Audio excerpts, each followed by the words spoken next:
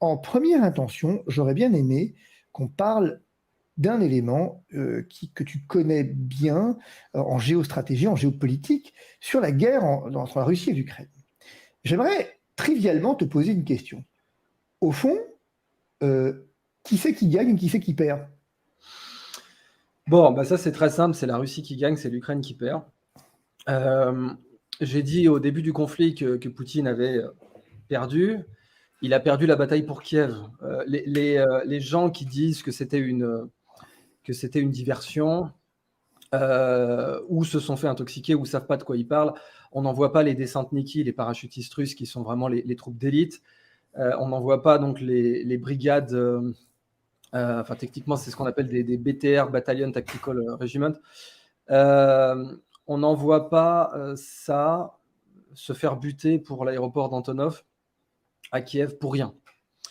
Et clairement, la Russie se disait, bon, il y a moyen de dégager l'exécutif à Kiev en 2 temps 3 mouvements, pif paf pouf. C'est pour ça que c'était une opération spéciale. C'était même pas de la bullshit. C'était vrai, il y avait moyen de faire ça comme une opération spéciale. Mais la CIA a été informée.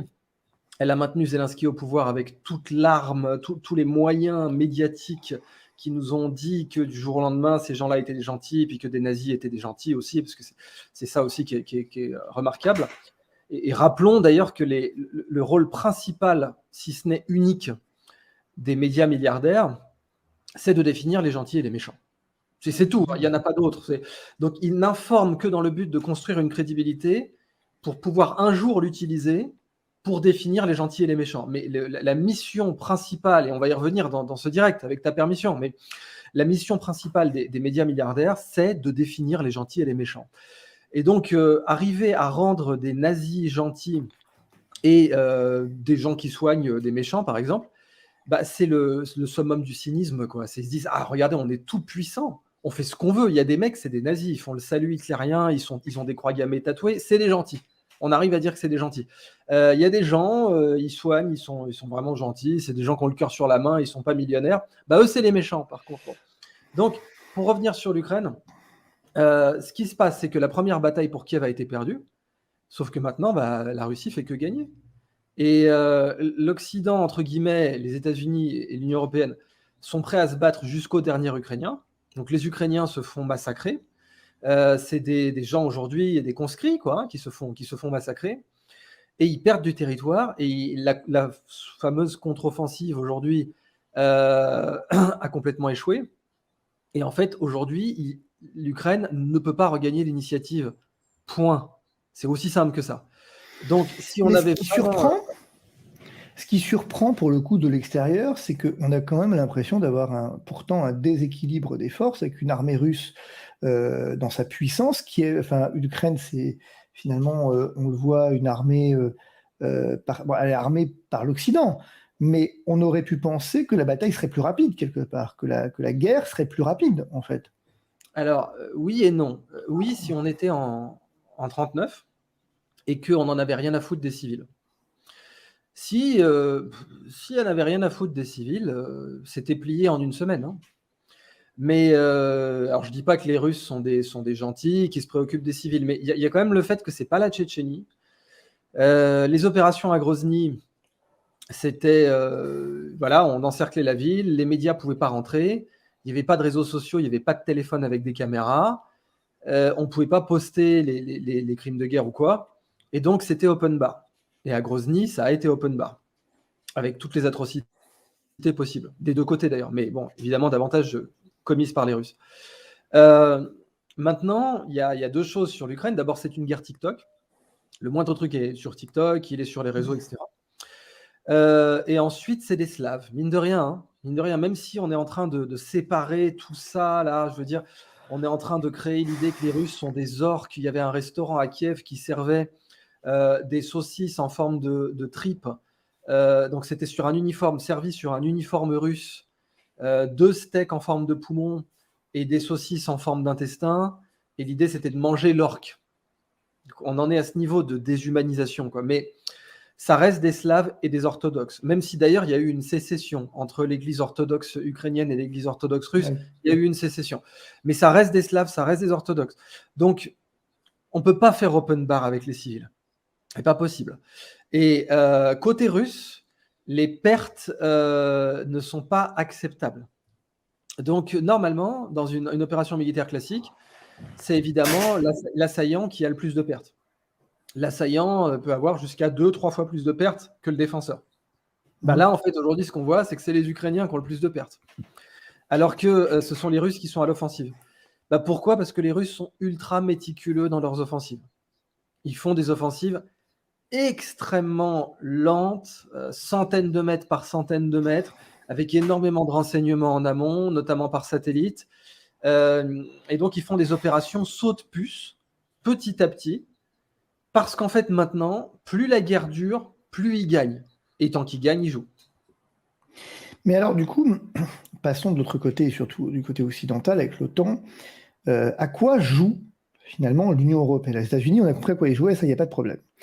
Mais l'Union européenne, on a quand même du mal à comprendre son intérêt dans cette guerre. L'intérêt américain, on le comprend, il n'y a pas de problème. Bien. Mais l'intérêt européen, finalement, on finance l'Ukraine, on sait qu'on n'aura pas les marchés de construction, qui sont déjà préemptés par les Américains, on en fournit des armes, on vient sanctionner la Russie, c'est pas très bien pourquoi, ça marche pas très bien, il faut être honnête. Et du coup, c'est quoi l'intérêt de l'Union européenne dans cette histoire? Alors, aucun, vraiment, littéralement aucun. Si l'intérêt de l'Union européenne, ça aurait été de maintenir la paix, l'intérêt de la France en particulier, ça aurait été de se poser en médiateur, donc de faire respecter les accords de Minsk. D'ailleurs, si on avait vraiment aimé les Ukrainiens, parce que moi, évidemment, je suis très divisé dans cette guerre, hein, comme tu le sais, dans le sens où j'ai vécu en Ukraine, j'ai beaucoup d'amis ukrainiens, et en même temps, ça n'empêche pas que je suis docteur en géopolitique et en diplomatie, et que je suis obligé de lire les cartes et de voir que ce qui se passe n'est pas du tout dans l'intérêt de l'Ukraine. On a fait croire à l'Ukraine qu'elle pouvait faire ce qu'elle voulait au Donbass et qu'on la protégerait. Puis en fait, évidemment, l'OTAN n'était pas prête à entrer en guerre avec la première puissance nucléaire pour le Donbass. Donc, qu'évidemment, les Américains ne savent pas placer l'Ukraine sur une carte. On l'a vu quand on fait des micro-trottoirs. Il y en a qui la placent en Australie, qui ne savent absolument pas, ou il y en a qui ne savent pas que la Russie est le plus grand pays du monde. Donc, aujourd'hui, l'Union européenne est juste un supplétif de l'Empire américain. C'est aussi simple que ça. L'avantage, c'est que ça fait s'effondrer l'euro, c'est que ça crée une situation de grande flexibilité. C'est un peu comme quand on veut forger un métal, on le chauffe. Une crise, ça chauffe le métal. Ensuite, on met des coups de marteau dessus, on peut le forger. La crise actuelle, elle va rendre l'Europe forgeable, sous plein d'aspects. Le contrôle permanent, la sécurité, l'absence de démocratie, etc. Et puis peut-être qu'elle pourrait amener l'idée d'un euro-dollar. Peut-être qu'elle pourrait amener l'idée qu'on fasse vraiment une ère économique de l'Atlantique Nord avec une seule monnaie qui serait le dollar. Et comme ça, voilà, on fait un vrai reset basé sur le dollar. On abandonne l'euro parce que voilà, l'euro, on le voit bien avec le spread, notamment italo-germanique, italo-allemand. Bon, on voit bien que c'est foutu. Alors, dans les restrictions actuelles, dans les crises, on est prêt à imposer. Tu sais, c'est comme le gamin, le cancre, qui va voir ses parents et qui dit maman, j'ai attrapé une maladie vénérienne, etc. Non, en fait, c'est une blague, j'ai juste eu 0 en maths. Voilà. Donc, on parle de la maladie vénérienne. J'ai juste eu 0 en maths. Merde, t'as eu 0 en maths, c'est pas bien, j'aurais dû t'engueuler. Oui, mais par rapport à la maladie vénérienne, c'est quand même beaucoup mieux. Donc, là, c'est pareil. On va nous annoncer des trucs complètement dingues. Et puis, à la fin, ça va être, allez, juste, on passe peut-être au dollar pour l'économie euro-américaine. Pourquoi pas? Voilà. En tout cas, ça va permettre de resetter des choses et d'imposer des choses comme des passes écologiques, comme des sociétés du contrôle permanent. Et puis, on noie tout ça dans le patriotisme, bien sûr, que, encore une fois, même beaucoup de Français n'ont jamais foutu les pieds en Ukraine et on leur a vendu comme ça que c'était le nouveau bastion de la démocratie, en oubliant quelques petits détails comme le fait qu'il y a une avenue Stéphane Bandera en plein cœur de Kiev. Ah oui, ça c'est... Bandera, c'est tout de même un petit peu un nazi, quoi. Donc, bon, voilà. Mais c'est, comme je te le dis, en conclusion, je pense ils le savent, ils sont cyniques. C'est-à-dire vraiment, ils contemplent leur pouvoir.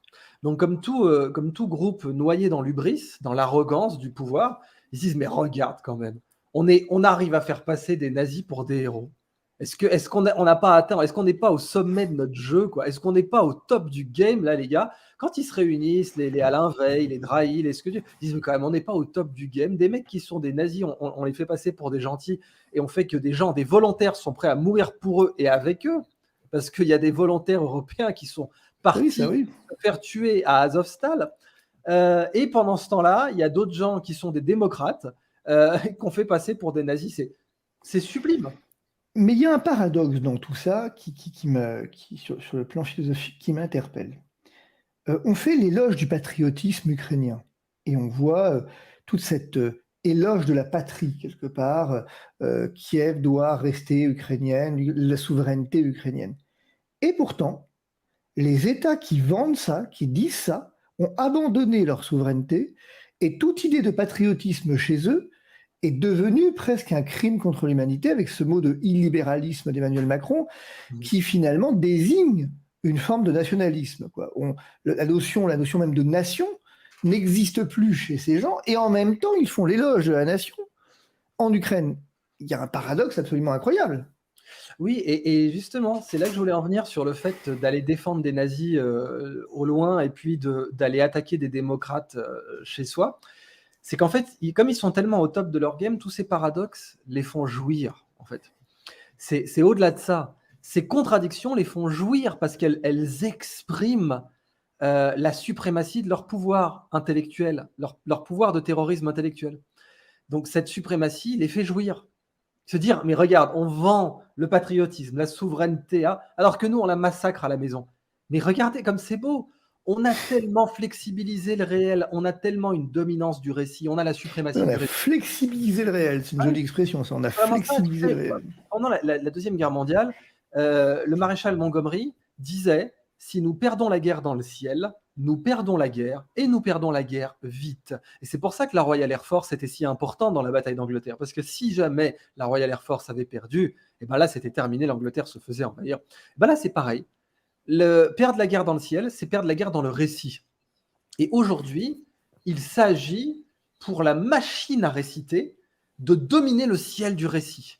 Et elle le domine tellement, qu'elle se dit, mais regarde, on peut faire passer des nazis pour des gentils, on peut faire passer des démocrates pour des méchants, on peut vanter le nationalisme un jour et on peut dire que le nationalisme est mauvais l'autre jour, enfin en tout cas que la souveraineté est mauvaise et que c'est la guerre et que c'est le nazisme et que c'est les heures sombres et que c'est la bête immonde et le ventre fécond.